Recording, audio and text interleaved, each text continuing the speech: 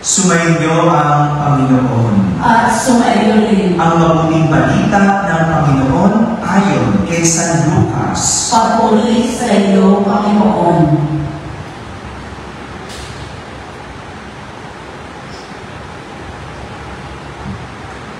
Noong panahong iyon, sinabi ng Panginoon, ipalagay natin kayo ay may aliping nag-aalaro o nagpapastol kaya ng tupa.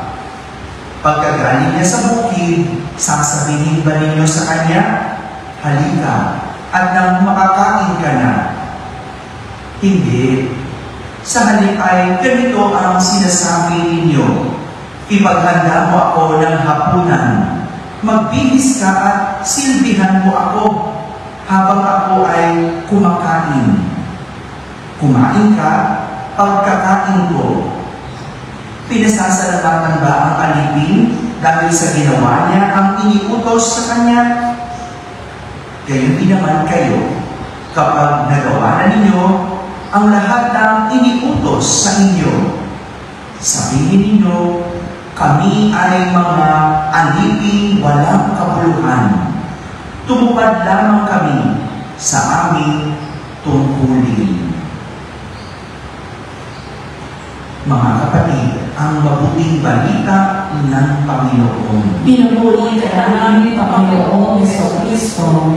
Umupo ang lahat at akinig sa umiigan. Magandang umaga po sa inyong lahat. Magandang umaga rin sa mga nasa barangay, sa mga nasa tahanan na naisisimba tayo online at sa lahat na nasa abroad. Kasama kayo sa aming banal na pagdiriwang dito sa ating parokya.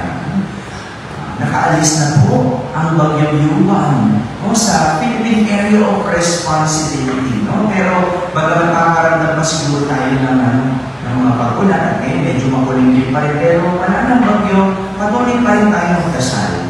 Kasi nawala man ng bagyo, may mga kababayan tayong nasa lanta. At sila'y pagdadasal natin. Salamat tayo hindi nakakaranas ngayon ng kung ano'y naranasan ng mga nasa lanta, pero pagdasal natin sila. Ngayong araw na ito, sa ating Ebanghelyo, pinapakita ni Jesus sa kanyang mga apostol kung ano ang isang lingkod. Lingkod. Ginamit ni Jesus ang imahe ng isang alipin na nagtatrabaho para sa kanyang amo. Imagine po ninyo, isang alipin na nagtatrabaho sa kanyang amo. Ganyan daw isang lingkod. Parang alipin sa amo. At hindi natatapos sa bukid ang kanyang pagtatrabaho, kundi hanggang sa pagsisilbi para makakain ang kanyang amo. Kung kailan matapos kumain ang amo, saka palang dapat kakain ang alipin. Hindi na una ang alipin. At higit sa lahat, gagawin ito ng alipin, gagawin ng pagsisilbi ng walang hinihingi kapalit ni pasasalamat. Tatlong bagay ang pinapatungkulan ni Jesus sa isang pagiging lingkod. Tatlo. Una, ang lingkod ay alipin at hindi amo. Sabihin nyo nga, hindi amo. Hindi amo. Malinaw yan. Malinaw. Kaya magandang malaman na walang lingkod ang marunong pa sa amo. Hello? Wala. Kapag ikaw ay nagsasabing ikaw ay lingkod, hindi ka pwedeng mas marunong ka pa sa amo. At walang lingkod ang nasusunod kaysa sa amo. Hello? Diba? Kaya kung ikaw ay isang lingkod, hindi ka amo. Kung ang nagustuhan mo ang nasusunod, hindi ka isang lingkod. Ikaw ay amo. Kung ikaw ang dapat na natutupad o natutupad ang kagustuhan mo, hindi ka isang lingkod. Dahil ang isang lingkod ay isang alipin at hindi amo. Malinaw. Yan ang una. Pangalawa, ang lingkod ay pinapauna ang amo at hindi namumuna. Sabihin mo nga po, hindi namumuna. Hindi namumuna. Kaya natin lahat sa kwento ni Jesus, ipaghahanda ng pagkain ang amo. At ang unang kakain, sino? Ang amo. At huli ang lingkod. Yan ang tunay na lingkod. Hindi inuuna ang sarili, kundi ang kanyang amo. Siya ay nagsisilbi, hindi pinagsisilbihan. At higit sa lahat, siya ay nagpapahuli. Nagpapahuli. Kaya hindi mo pwede pangunahan ang iyong amo. Kung ikaw ay isang lingkod, malinaw ba yun? Malinaw. At ang pangatlo, ang lingkod ay nagsisilbi, hindi nagtatrabaho. Sabi niyo nga, hindi nagtatrabaho. Hindi nagtatrabaho.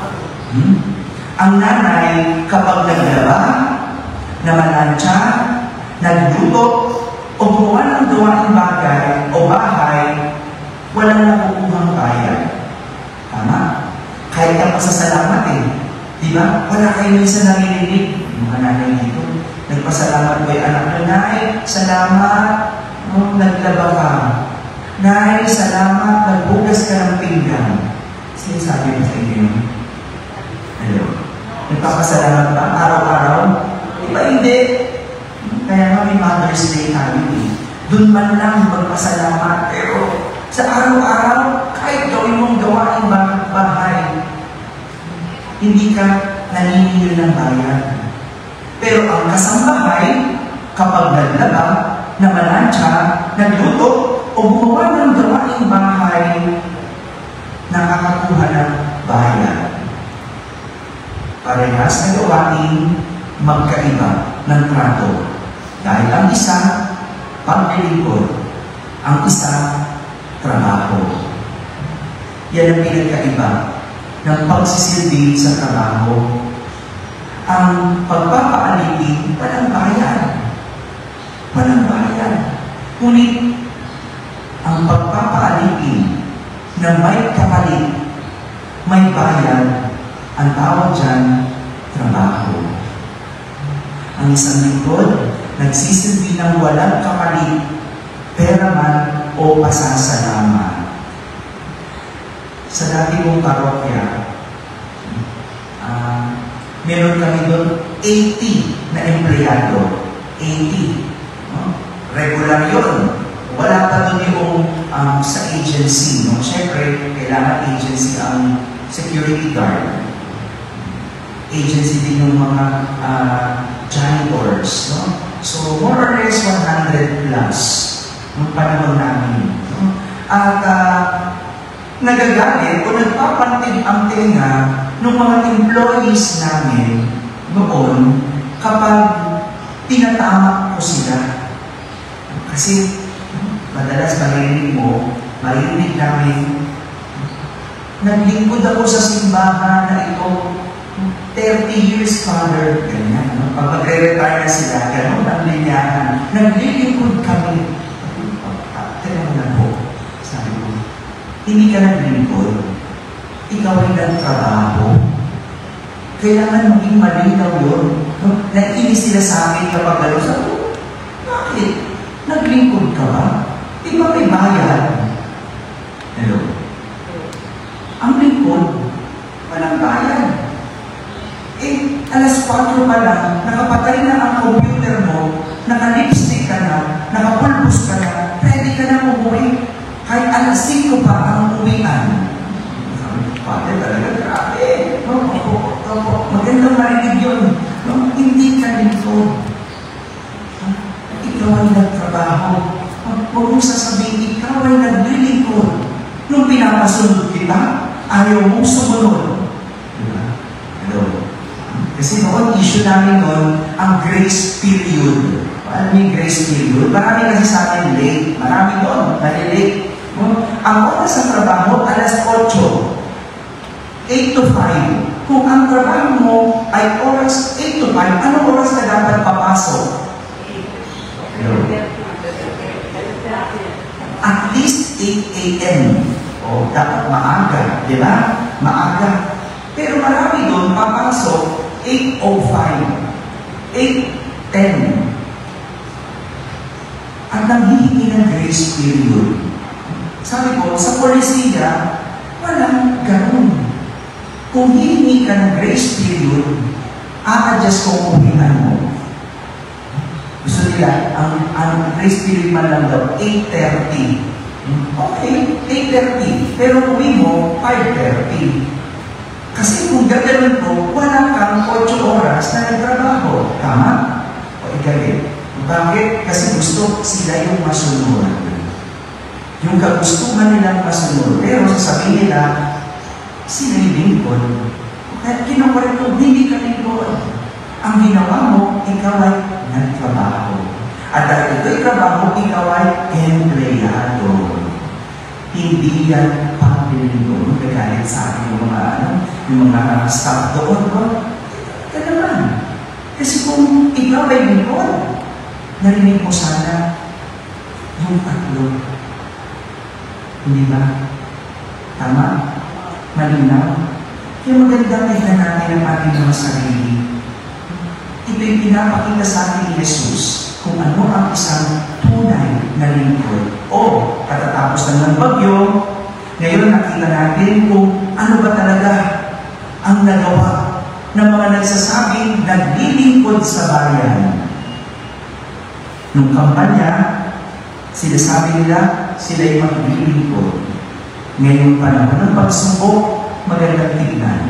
Sila ba'y tunay na lingkod? O sila ang umastang amo? Inuna ba nila talaga ang iba? O sila ba ang nauna? Sila ba ay nagsilbi? O sila ay nagtatrabaho? Mabuti pa ng trabaho, kinukuha mo lang bayan. Pero sa panahon ngayon, ang kinuha, sobra-sobra pa sa bayan. Mga kapatid, ang paglilingkod ay nagpapaalipin na laging nagpapahuli, hindi mapamuna at hindi nangunguna. At higit sa lahat, ito'y pagsisilbi at hindi isang trabaho.